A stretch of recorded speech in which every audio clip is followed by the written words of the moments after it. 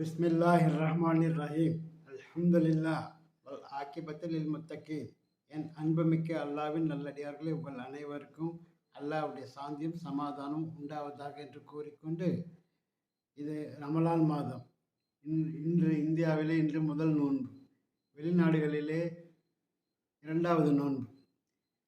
இன்ஷா அல்லாஹ் இந்த நோன்பு ஆரம்பிக்கும் முதல் பத்தில் நாம் என்ன ஓத வேண்டும் என்று ஏற்கனவே பல பதிவுகளை பகிர்ந்திருக்கிறேன். இருப்பினும் ஞாபகம் ஊட்ட வேண்டும் என்ற எண்ணத்தில் இந்த பகிர்வை உங்களுக்கு பதிவிடுகிறேன். அதாவது முதல் பத்திலே நாம் இறைவனிடம் என்ன கேட்க வேண்டும், ஒவ்வொரு துவாவிலும் ஒவ்வொரு தொழுகையிலும் என்ன இறைந்து கேட்க வேண்டும் என்ற விஷயத்தை இங்கு பதிவிடுகிறேன். முந்தின பத்தில் ஓத வேண்டியது அல்லாஹும் மர்ஹம்னா பிரஹ்மதிக யா ரஹ்மர் ராஹிமீன்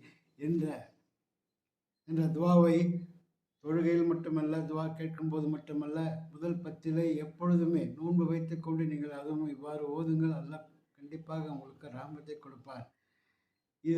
இதன் பொருள் என்னவென்றால், அல்லாஹ்வே கிருபையாளர்களுக்கெல்லாம் மாபெரும் கிருபையாளனே, உன்னுடைய கிருபை நின்றும் எங்கள் மீது கிருபை செய்வாயாக என்பதாகும். இந்த 10 நாட்களும் நீங்கள் தொடர்ந்து ஓதி வரும்படி கேட்டுக்கொள்வதோடு உங்கள் குடும்பத்தினரும் எத்தி வையுங்கள், உற்றார் உறவினரும் எத்தி வையுங்கள். ஏற்கனவே இது பற்றி பதிவு போட்டிருந்த போதிலும் மீண்டும் உங்களுக்கு ஞாபகப்படுத்த வேண்டியது எனது கடமை என்ற விஷயத்திலே இதை உங்களுக்கு என்ன செய்கிறேன், பதிவிடுகிறேன். மேலும் இந்த மாதத்தில் அளவுக்கு அதிகமாக குர்ஆன் ஓதுங்கள்.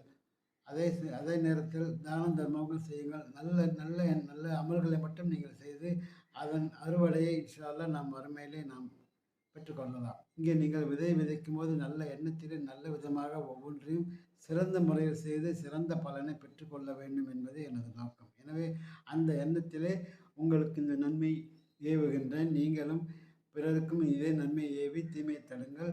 ஷைத்தான்களுக்கு இந்த மாதத்தில் வேலை எதுவும் இல்லை. அவர்கள் எல்லாம் விலங்கிடப்பட்டு நமக்கு எந்தவித தொல்லையும் தரமாட்டார்கள். எனவே அழகான முறையில் நோன்பு வையுங்கள், அழகான முறையில் குர்ஆன் ஓதுங்கள், தான தர்மங்கள் செய்யுங்கள், நல்ல எண்ணங்களை மனதில் பதிய வைத்துக் கொள்ளுங்கள். இதே தொடர்ந்து மீண்டும் பின்னால் வருகிற 11 மாதத்திலும் தொடர்ந்து இதே நல்ல எண்ணங்களை நாம் வளர்த்து கொண்டால் நல்ல மனிதனாக நாம் இங்கே வாழலாம். பிறகு நிச்சயமாக நாம் சுவனத்திலே குடியேறலாம். அதை குறிக்கோளாக கொண்டு இந்த நன்மைகளை செய்யுமாறு கேட்டுக்கொண்டு வாய்ப்புக்கு நன்றி கூறி விடைபெற்றுக் கொள்கிறேன்.